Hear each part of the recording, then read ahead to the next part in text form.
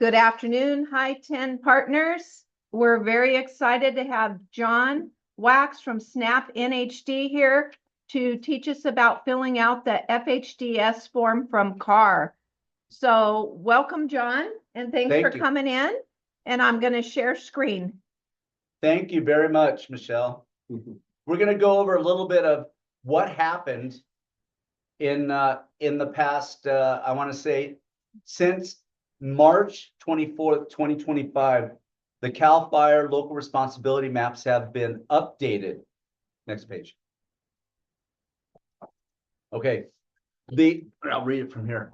First update for the local responsibility area maps since 2007 or 2008.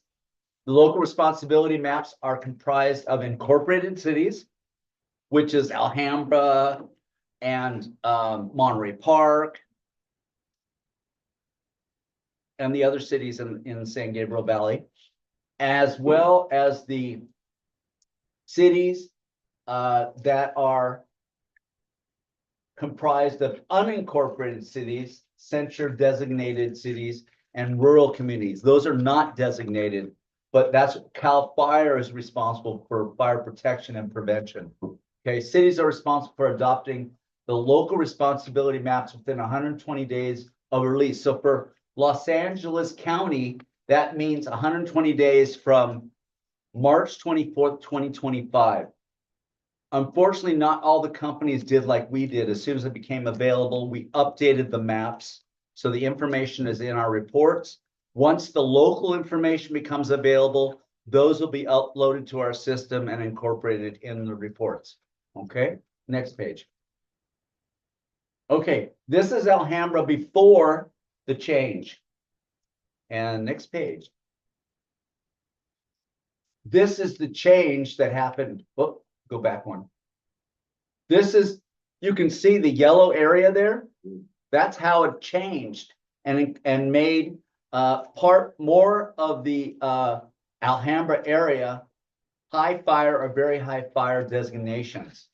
So in those areas, unfortunately, just like insurance has been, it's going to be even worse because it's extended out to those areas there. Next page.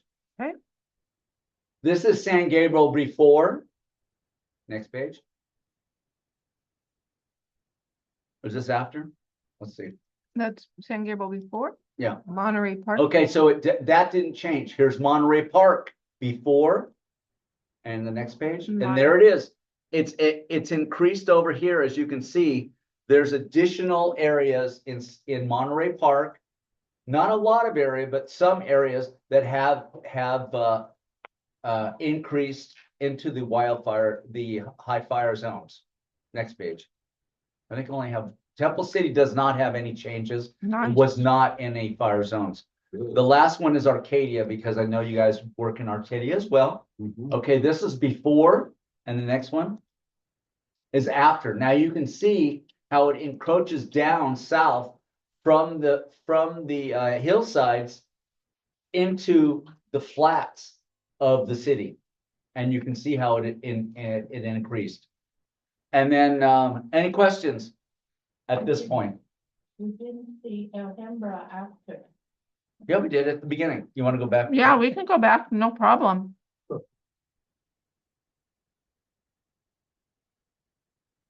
Okay. Before?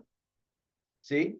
After. See how it came out? See, it came out more. Everybody? It came out a lot more. It came out a lot more. Exactly. Nothing. Temple City doesn't have any, and neither does San Gabriel. There is no high fire areas. Okay. I was just showing the differences in the cities that you guys do business in. Okay. All right. Let's go see if you can open up that other one, that other email. Okay. And if you can't, we'll just go to my website.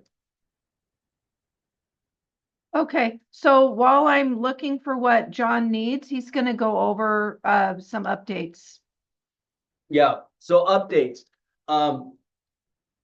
Unfortunately, now with the increase of over 30% more homes in the high fire and very high fire zones, it's more of a challenge to get insurances. One of the things that you can do if you're representing a buyer is, hey, how do I get it? how do I get it so that I have a roadmap of what wildfire and insurances are looking at when they're making a determination on giving insurance or even giving you a premium on insurance. So one of the ways to do it is the wildfire disclosure report, which I'll show you a snippet of. And that report is put out by California Association of Realtors with their partner Fortress Fire. Okay, So it's not mandatory. Okay, here we are. She pulled it up. All right, this is the NHD statement. It is the first page. It's the only page that you have to usually have a signature unless you have to go to the FHDS car form. All right, how did it change? So it gives you the special flood, and it also gives you the very high fire severity zones. Right there, you can see that it's in, and we checked off it's in a very high fire severity zone in a local responsibility area. So that's the area that changed.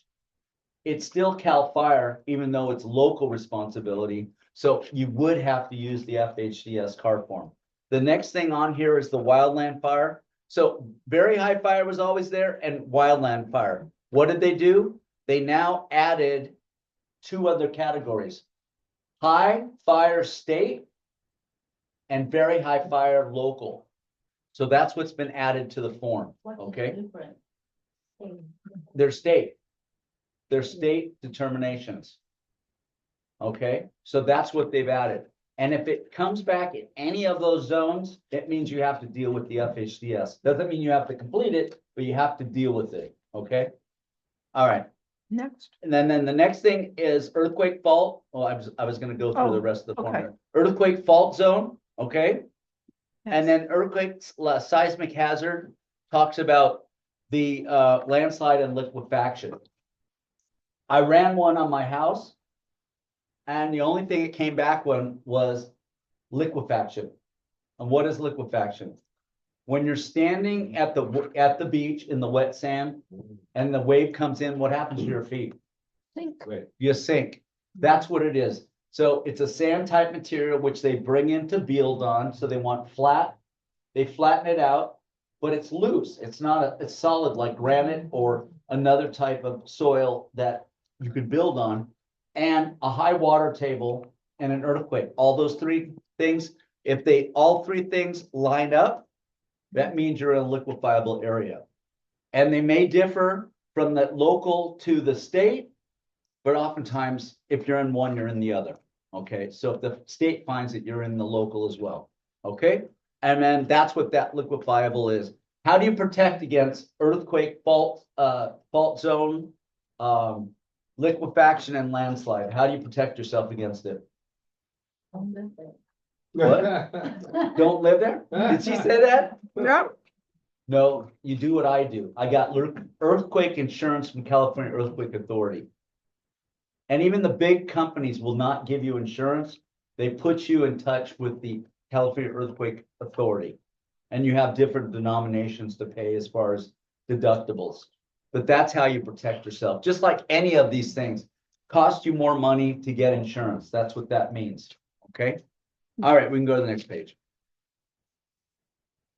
Okay, this is the second page. We tell you if the property is or is not in a higher, very high fire severity zone. Nice. Okay, you want to know that. So go to the bottom of this page, please. Okay. Scroll up. There you go. Stop right there. Okay, we showed you this. I'll go back and we'll show you the zones, but it says, please consult the AB38 fire hardening in the Pensacola space disclosure located in the report. See, we're telling you it's in the report. This property may have an additional disclosure requirement pursuant to AB38 and may require the buyer and seller to come to an agreement regarding the Pensacola space inspection. Okay. There's only two counties up north that require it, Truckee and Paradise. And if it's in there, the seller, because of the law, and that they put it in their local law, that they have to get a inspection and compliance documentation before close of escrow. In Southern California, it is not required. I saw Gov Hutchinson last week. He was talking specifically to this. Unfortunately, CAL FIRE and other people have jumped on and said, if it's in a high or very high fire severity zone, AB 38 inspection is required. It is not in California, in Southern California. You can still put it off on the buyer, and I'm going to show you how to do that in the form. Okay, go back up to the a little bit on this page. I want to show you the zones. Okay, there are actually 3 zones. This is CAL FIRE, what they put out. So we're just borrowing it to put it in the report so you can get an idea. There are 3 zones. There's from the house to 5 feet, which is called the defensible space fire protection area, where there's no brush, nothing up against the house, no wood piles, no wooden decks, nothing is up against the house, okay? So that's 0 to 5 feet. 5 feet to 30 feet is another defensible space area where not only everything, but anything that's combustible, twigs, wood piles, trees that look like they could burn, anything that's dried out, all that area has to be cleaned out. And no brush or bushes that could be combustible, which is, you know, the spruce trees, they're full of oil. They're a lightning source of wildfire. And anything within that 30, actually from 30 to 100 feet, that area is, a lot of people use these things to divide the homes to give you privacy. It's just not a good idea to put those on your property, because anything now is combustible, but especially those kind of whether they're in good repair or in their What did you life. say it was? It's I'm a sorry. spruce tree. You want to make sure that there is no vegetation around the home or dead leaves, twigs, or anything that could be combustible by an ember that can go half a mile, because that's what happened with the fires we just had, and be combustible. So that's what we're talking about. We want to make sure those things. So it's 0 to 5, 5 to 30, and then 30 to 100 feet. The other thing is, it's not just horizontal, vertical. So if you're dealing with a house that has trees, you got to make sure there's at least a 6-foot difference between the bushes down below and the first branch of the tree. They don't want a ladder, a fire ladder, to be able to cause on that property. So that's another thing. Interesting. So you've got horizontal and you've got vertical defensible space Okay. that you're worried about. Okay, let's go to the next page. All right, we do a snapshot. This thing is at glance to see if there's anything that could be in the zone that you have to pay attention to. So let's go down Okay. a little bit. You can see there's one, which is the fire one. There's one county, city. There's additional disclosure 4. There's one environmental, and there is one Melrose assessment in for your review, and 2 places we tell you subject is or is not located in a special flood, and is not in a very high fire. This is the 3rd place we're telling you if the property is located in a fire zone that may require the use of the CAR form, FHDS CAR form. Okay, so there you go again. I think it's the 3rd or 4th place. We tell you in 5 places if you have to use the form, so you can't miss it. But right then and there, that's how you know, okay? Then you go to the next page, please. Okay, this we do because this is what CAR does. They include the defensible space decision tree. If you fill this out in the original report that we send you, it will automatically fill in the defensible space portion of the form. I say, don't use it. Let's get to the actual form itself. The no violation. All right. It's what CAR thought it would be helpful to fill it out when it first came out. Now here's the form. It's in the report because it's in a high or very high fire severe zone. We don't know if it's going to be required. We know that you have to deal with it because it's in a high or very high fire severe zone, right? Yeah. Okay. We know only the address of the property. You put the party up there, buyers and sellers. When does it apply? Okay, for the home hardening, if the property's in a high or very high fire severity zone, if the property requires a TDS to be filled out, if the property is a 1 to 4 residential property, and just for the home hardening, if the property was built before 2010. Why 2010? Because the building codes changed, which are now supplied and in accordance with the permits of home hardening in mind and reducing wildfire risk or fire risk on the property. So that's what we're talking about. Okay, so if those 4 things line up, you have to use the form. Okay, now as far as defensible space, it's the same thing. High or very high fire severity zone, TDS required, 1 to 4 units. How do you find out if the property's in a high or very high fire severity zone? You, in good faith, choose an NHD company to find out if the property is in a high or very high fire severity zone. If you don't know, contact the rep. That's me or your rep. Then, and then it will tell you if you have to deal with the CAL FIRE severity zone. Now, we have a tool, which I'll show you later, that you can look up all the hazard zones that you saw on the NHD statement for free, just by going to our website, putting this property address in and pushing start. On the right side will be in-out determinations for fire, flood, earthquake, fault, seismic hazard. All that information for free. So you're working buyers, excellent. If you're working sellers and you don't have the report, you can at least see what it looks like before you get the report. Okay. Let's go to the next page. We skipped. Under section 2. Section 2? Yeah, right Okay, here. there we go. Okay, here we go. Okay, section 2 is the home hardening. Let me give you the exceptions. The exceptions, number 1, it's not required for vacant land. Why? Because no TDS is required. It's not required for probate. Why? No TDS is required.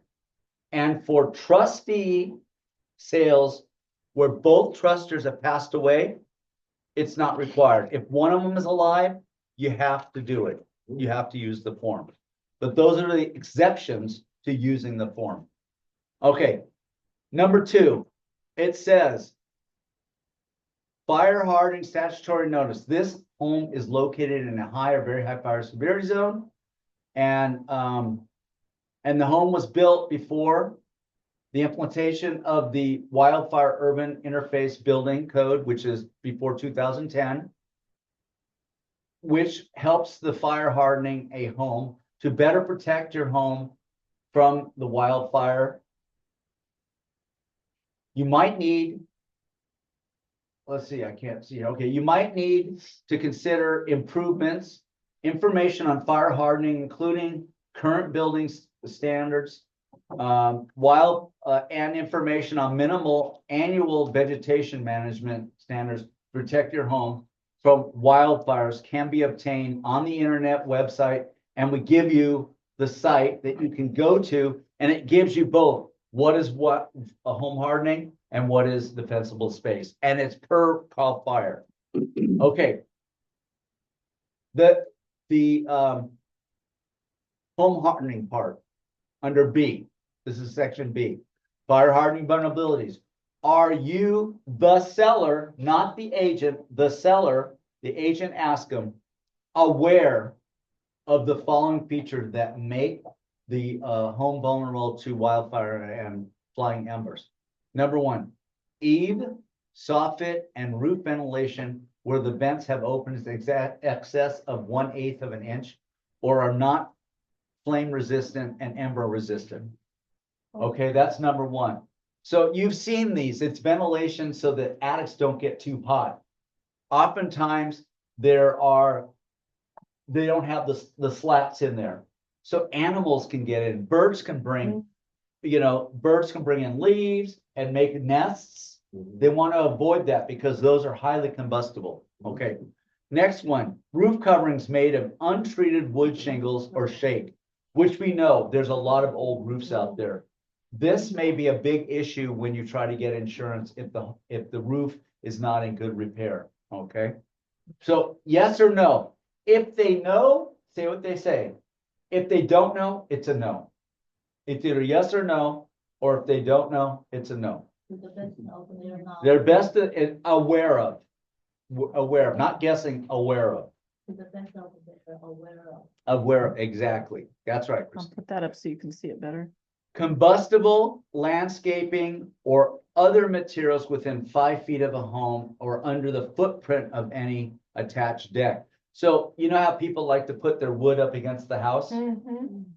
That's what you do. No. If you have a dilapidated, I had to remove a alcove in front of my master. There was a step out in front of the master.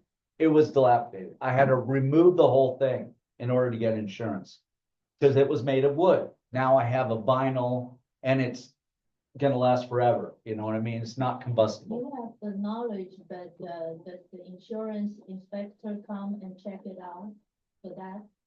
Well, they could if you're working with the company. CAL FIRE does not, except for their fire, the fire division. But if you get the defensible space inspection, they'll come out and do it. But they're gonna look at it anyway under the local requirements, under their local requirement vegetation ordinance to see whether or not you're within compliance. Otherwise, they're gonna tell you, remove the brush, get rid of the roof, get rid of the deck. Yeah. You know what I They did mean? that to my sister. And if you don't do it, it's not only will they do it for you, they'll charge you for whatever it costs them. They'll fine you, and guys, they can even put a lien on the property. Yes, so that you'll have not a clear title when you're trying to sell. So you have to be proactive on this. You can't wait. I heard horror stories about it. Okay, so single pane or non-tempered glass windows. Why? Because what happens with that is single pane, they just blow out. They can't handle heat at all. On dual pane, they may crack first and won't blow out. So that's why I'm saying dual pane. Loose or missing bird stops or roof flashings. Now, you know how on the pitch of a roof, usually there's a little hole there.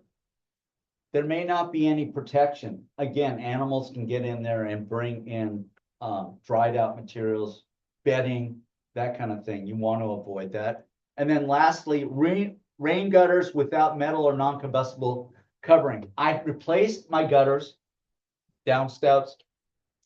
Then I got leaf filter because I knew I was going to have issues with insurance. And so they came out. It took them about a few hours. It wasn't cheap, but it's a lifetime guarantee of them coming out and cleaning it, making sure it's working properly, as well as one-time transferable. I'm not making a advertisement for them, but that's one of the companies you can go to. And if you want a peace of mind, that's what you should do. Okay. But that's another thing you look for. When you're going to take a listing appointment, have these things in mind, because especially in the high or very high fire severity zone, you want to make sure you're aware of these things. Okay. So that's any questions on home hardening? Anybody? Anybody? All right. 3, the more, this is more involved. The other is easy. Just ask the seller. Okay. Number 3, defensible space disclosure and addendum. Paragraph 3 is only required to be completed if all 3 conditions in paragraph 1B are met. What? High or very high fire severity zone, 1 to 4 units, residential, and a TDS required. So if all those things line up, you have to deal with it. Okay. Local compliance requirement. The property is or is not subject to a local vegetation management ordinance requiring defensible space around an improvement of the property. Okay. Paragraphs 3B and 3C must be completed regardless of the answer to paragraph 3A if the conditions in paragraph 1B are met. Okay. I skip B because number 1, you're dealing with the seller is aware or unaware. And most cases, seller does not know either. Exactly. So that's why you skip it. You do not have to deal with section B. Okay. Then you go down to C. Okay. Can someone read it? You want to read it from the room? How about section 1, or do you want me to read it? Okay. Okay, here you go. And I'm going to show you later in the report how you can know if a property does have a local ordinance. I'll show you where that is, but I don't want to lose track of where we are.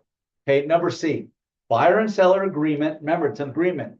Regardless which party shall obtain compliance with applicable state and local defensible space requirements. Number 1, see if this applies. Okay, remember, I told you there is a local ordinance in place. Okay, number 1, buyer's responsibility. No local ordinance, buyer shall obtain documentation of compliance with the state defensible space laws within 1 year of the close of business. It sounds okay, except for one thing. There is a local ordinance in place, so that one doesn't apply. Let's go to number 2. Number 2, buyer's responsibility. Remember, if buyer takes it irresponsible for it, seller doesn't have to come up with any money if it's not in compliance, okay? Because that's usually what happens. So, local vegetation management ordinance in effect, which requires compliance as a result of the property sale. The local ordinance allows either seller or buyer to obtain documentation of compliance. Buyer shall comply with the requirements of the ordinance after close of escrow. That one sounds good too, but remember, there is no local ordinance in place that requires the compliance as a result of the sale of the property, which means you have to do it before close of escrow. Gov. Hutchinson addressed that last week. It is not required. The parties can agree. If the seller says he wants to do it, then you do it. If usually it's buyer will do it after close of escrow. And here's the thing, guys, there's no enforcement. So if buyer agrees to it, it doesn't put any onus on him. It just says, okay, if I'm going to do it, I have up to 1 year after close of escrow. It only triggers when the property is being sold. Okay. Otherwise, you're not going to have to deal with it. But wait, so they would have to deal with it if they were reselling it after they bought it? No, they'll let's have say to 2 deal with years the form later. again. Oh, They'll the have to do the form. form again. Yeah. Okay, Not that they have to do it. It's they'll have to deal with the form. okay. But I'm just saying, no one's going to go to your door and say, let So me see far. your compliance documentation at this time. At this moment, At yeah, this time, okay. yeah. Let me tell you that. Yes, no one at this time. Because they don't have the people. They don't have the personnel to be able to do that anyway. Now, you're still going to get notices from the local fire departments saying, hey, I noticed that you have brush that's out of control. Take care of it by this date. If you don't do it, it'll tell you, we'll have it done, fine you, and you have to pay that.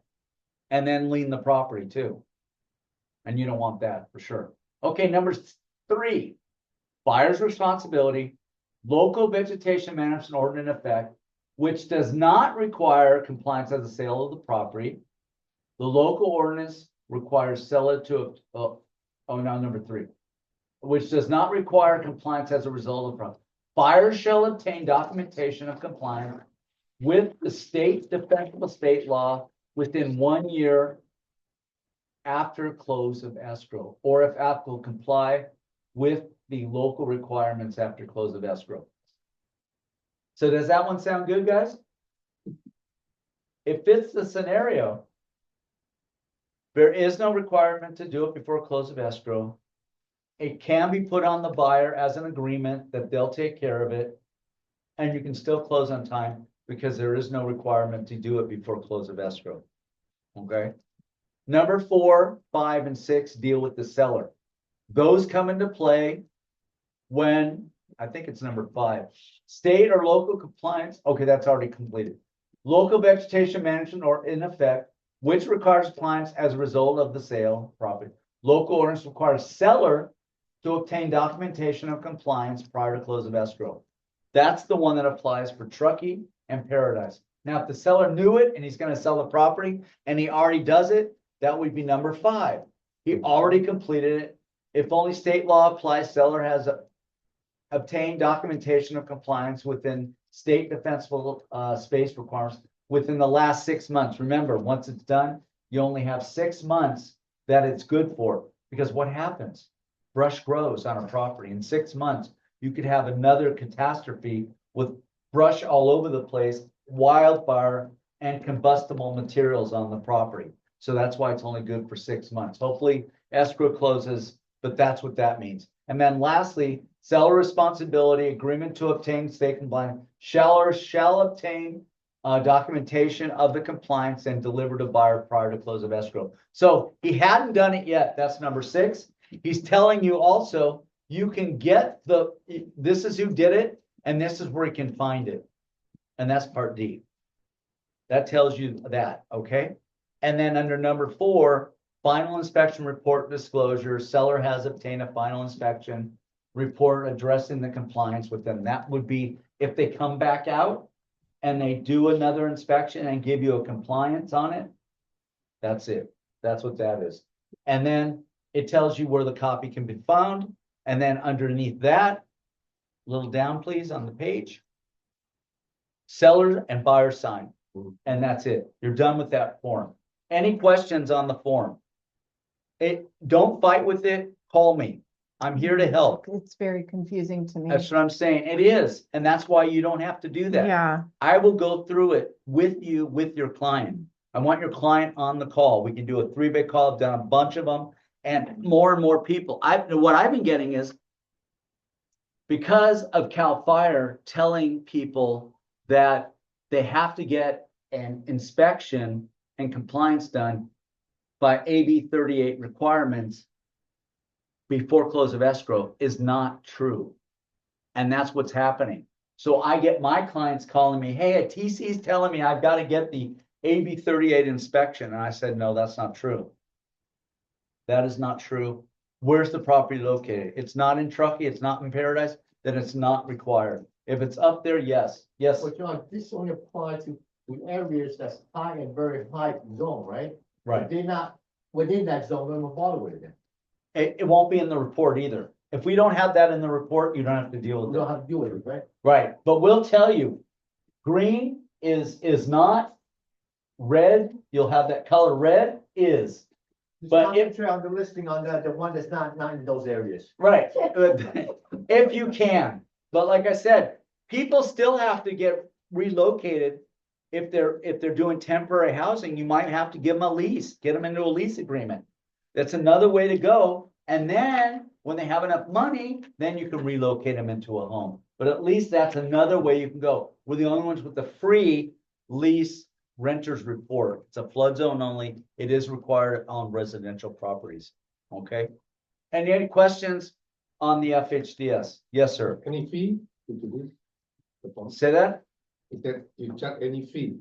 he doesn't do the form. He just instructs you. No, I instruct you on it. Your seller fills out the form with you. The home hardening, it's yes or no. If he doesn't know, it's no.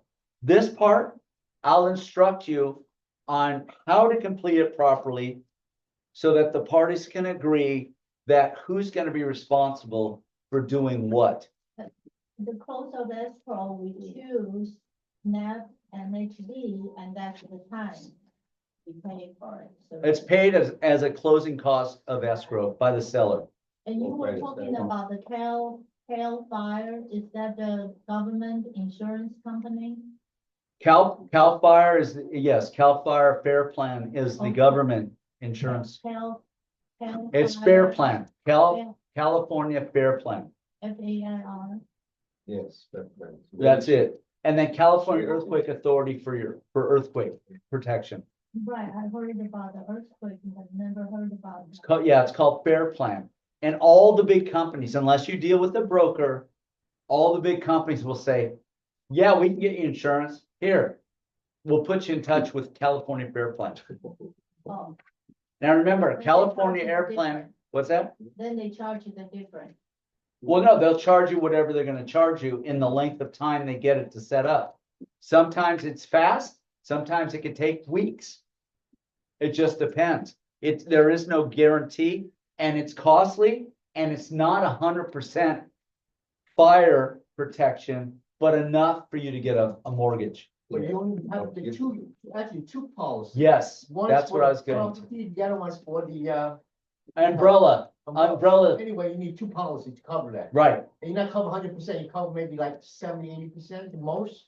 And you pay through your nose, right? I mean, yes. It's very expensive, it's gone up, and it's continuing to go up because they're paying out the claims now. So it's getting a little bit more intense as far as that goes. I tell you, as soon as you get a property and you find you're in there, talk to a a insurance broker, not a company, insurance broker. Mark Wu, I think is still around. He's still around. There are other people, but you should talk to them. You do have people on the call. You can talk to them and see, but I'm telling you, you should talk to an insurance broker. I have an insurance broker. He was with Farmers. Now he's an insurance broker, my friend for over 30 years. So we've known each other a long time. I tell him what's going on. He's honest. He tells me the way it is. He gets me something. Like they canceled me.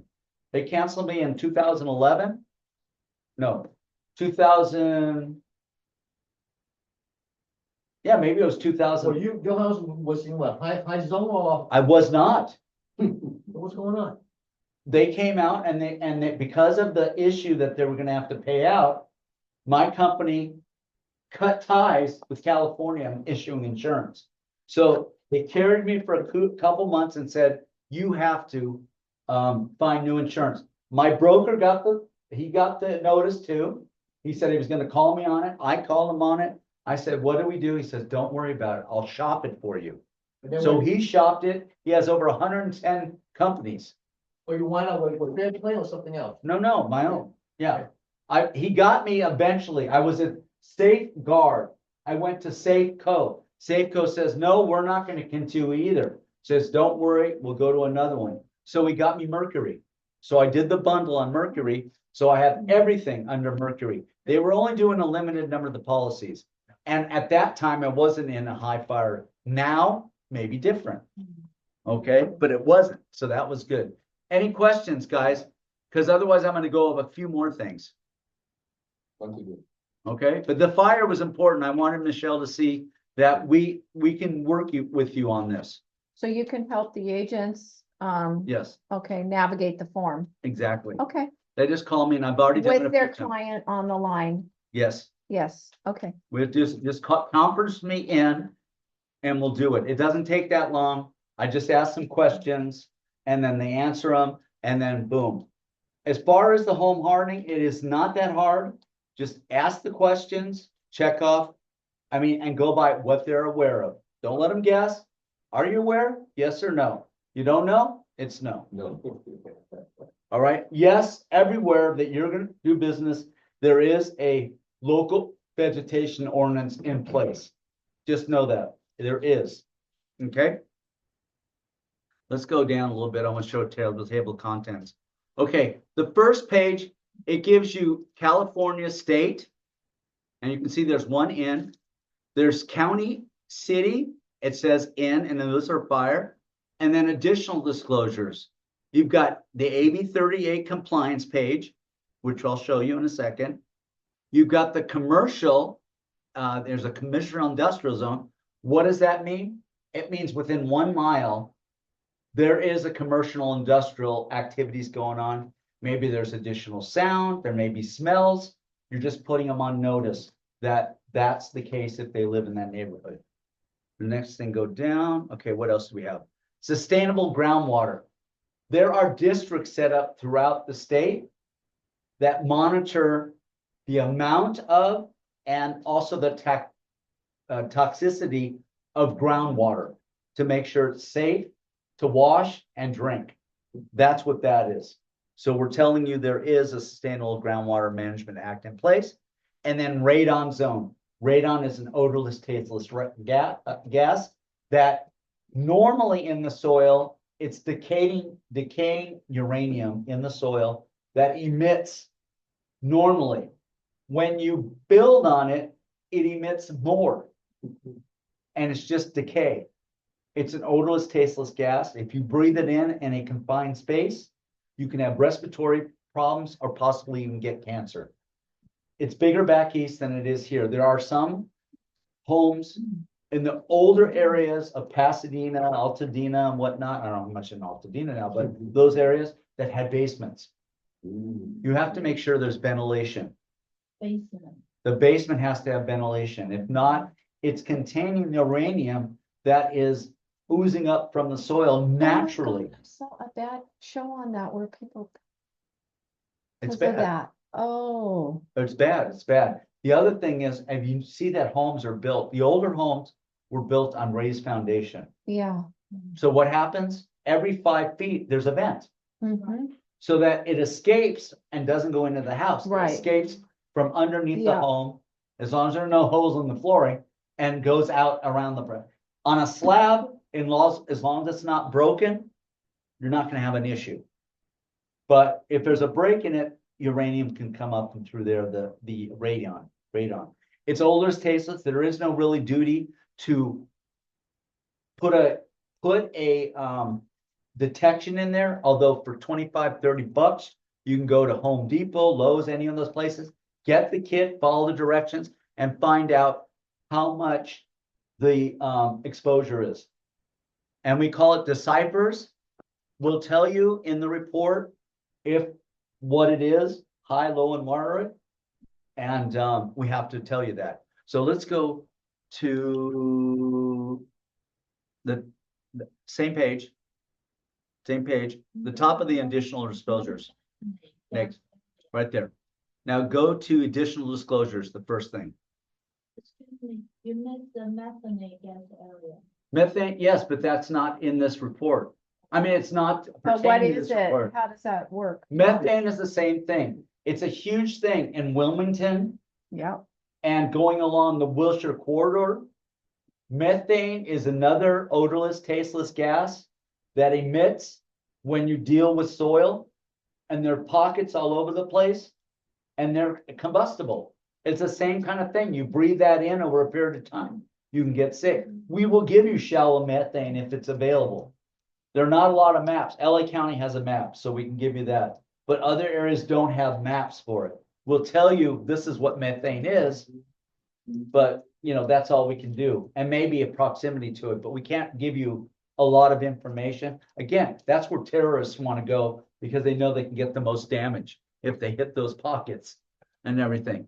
All right, so there, let's go to, come down a little bit on that page. okay, Okay, go back up.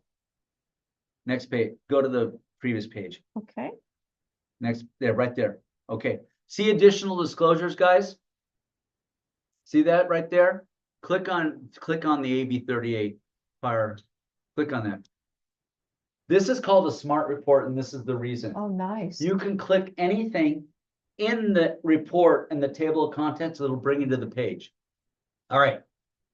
We talked about right there. This right here is to share with your clients if you want. What's defensible space? What's home hardening? Okay, those are 2 links. Talks about high fire, very high fire, TDS required, 1 to 4 units, the home hardening before 2010. Then come down to the bottom of the page a little bit. Right there, perfect. Right here is the local survey request for inspection.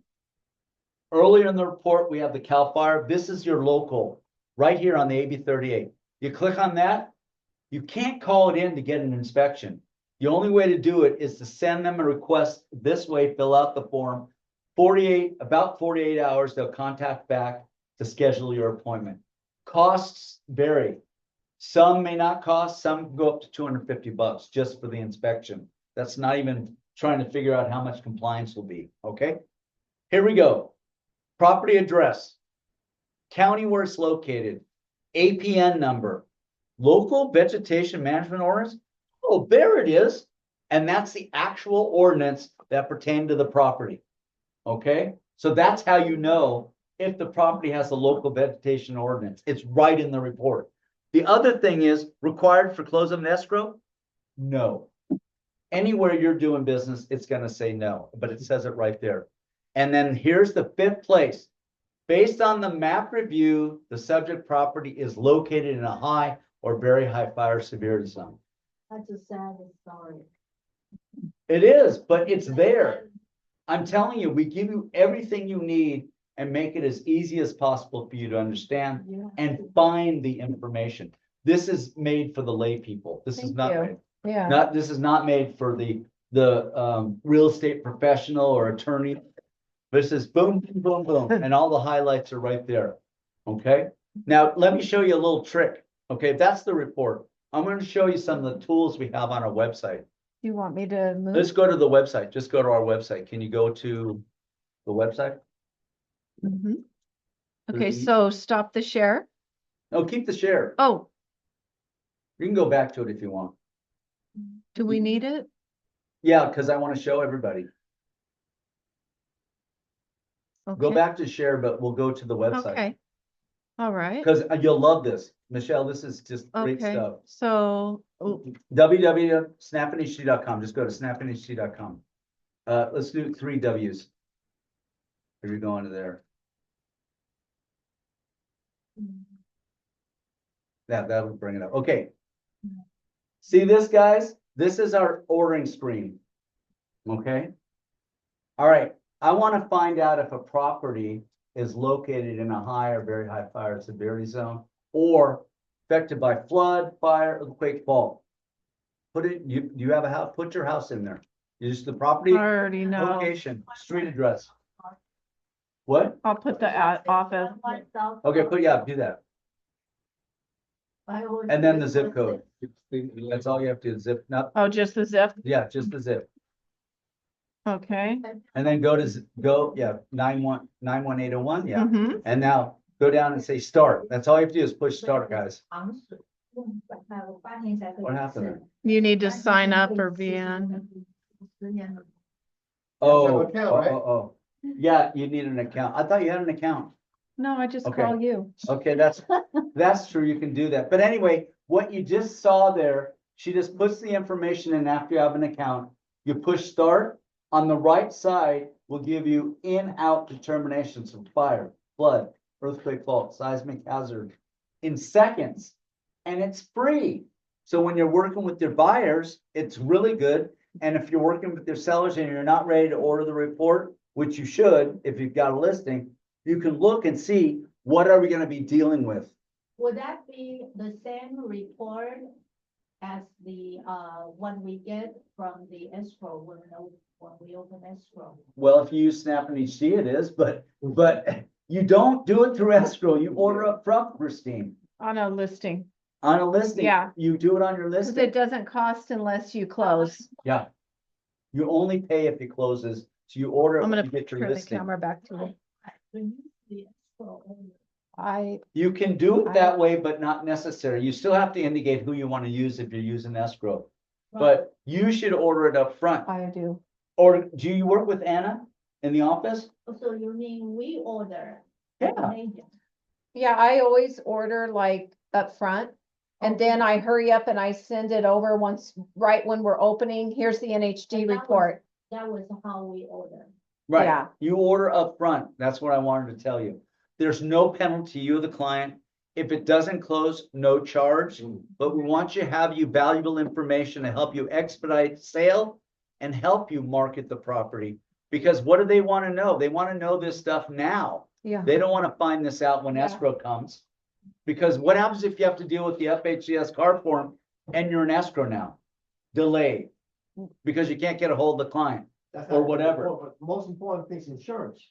And insurance, yes, You know, if you find out this is gonna be high or very high. exactly. You wanna make sure you talk to the insurance broker, work that out before you talk to the buyer, otherwise how you gonna deal You with should be talking to insurance the day you Yeah, open, absolutely, Yeah. absolutely. or That once your way- offer is accepted, I So should say. excited what you're gonna deal with. Yeah. Now everybody's writing over, guess Yeah. what? Sorry, you can't get insurance. Yeah. Holy That's right. You're correct. So Yeah. yes, that's another thing. They go hand in hand. But look, you guys order your preliminary title reports, yes? Yes, At time of listing. yes. Get your Snap and HC at the same time. Okay, same time. There's no penalty. You're not paying for anything. It's gonna be paid as the seller's closing And costs. then if you order the preliminary report, just get all that things done, whatever stuff. needs- I do it. Exactly, I exactly. I've been doing orders it for years, ahead. Michelle. Yeah, I call him. That's why I don't have an account because I pester him. That's right. It's fine. It's fine. If you want an account, it's great. The other thing is, you can look up on our website, the county tax, supplemental taxes. We have access to that. It's our own tax information. We look it up for you. We tell you what it is. You're gonna get 1 to 2 supplemental taxes and the full tax, what they add up to, as well as the full tax for next year based on the price you're giving us and the date estimated close, which is a month. We go by a month. Another thing, if you want the personal touch, the service that John's providing right now, the only thing you have to do is, if you have a listing, just order it, because you're not gonna pay for the report until you close, Right. If it doesn't, worry we about it. cancel. okay? But you're gonna close every time, you know that. Otherwise, no point. We don't do that, okay? Okay, again, the wildfire report is recommended but not mandatory. If you're in a high or very high fire severity zone and you're dealing with a buyer. So when you do your offer, just like your RPA, click Snap and HD, John Wax, get the environmental. And the way you write it in the offer is seller's preference, not choice, preference, or, so you don't have to do extra paperwork, or, and then put Snap and HD, John Wax, and environmental. And if you want, it allows you to also get wildfire if you want it. Well, John, another question, if I'm a listing, and I just call John and order this thing here, were you able to advise me ahead of time what needs to be looked out for? Sure. Okay, well, that's the only thing I need, because I'm not really quite understanding this 100%, so I don't want to miss on anything. But if I order that, you know, then I'll. But you can look at it and say, I don't understand, help me, and then I can do it. Okay. But I can also look it up. You know, Can we? Yeah, we're ready to Because I wrap. want to give them an app. Is there anybody online that has any questions for John?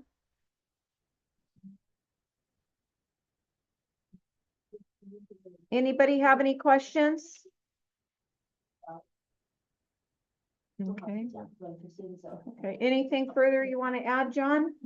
I'm just saying, look, you need consultants when you do business. It's more important to have a good team behind you. Yep. And like I said, I've been Michelle's right arm for a long, long time. Yep. I've been your broker's right arm for a long, long time. And like I said, I would love to, if we haven't worked together, let's work together. You'll see how easy the transaction will be on my end. I don't know how it's going to be on your end, but on my end, to help you get through this as soon as possible, get the right information in place. And so you can consult. And if you don't understand, don't worry about it. Call me. We'll talk to each other. And then they'll say, oh, you're not alone. You've got a team. And they'll say, and they'll be so happy that they chose you because you have the right people in place to help you transact business. Thank you, John. This was invaluable information. I You're asked welcome. him to come in and explain the form because that's one form I won't touch on the training. I always have John do it. So thank you, John, we appreciate you and your expertise, and we'll see you all on Friday at 1 for the 1 p.m. training. We will be going over residential leasing. Thank you all and have a good rest of your week. We'll see you at Thank you, John. So Michelle, Friday is a hybrid as well, right? Yes, yes. Okay, thank you. Thank you, Thank you. John. Bye, everyone. Thank you. Bye-bye.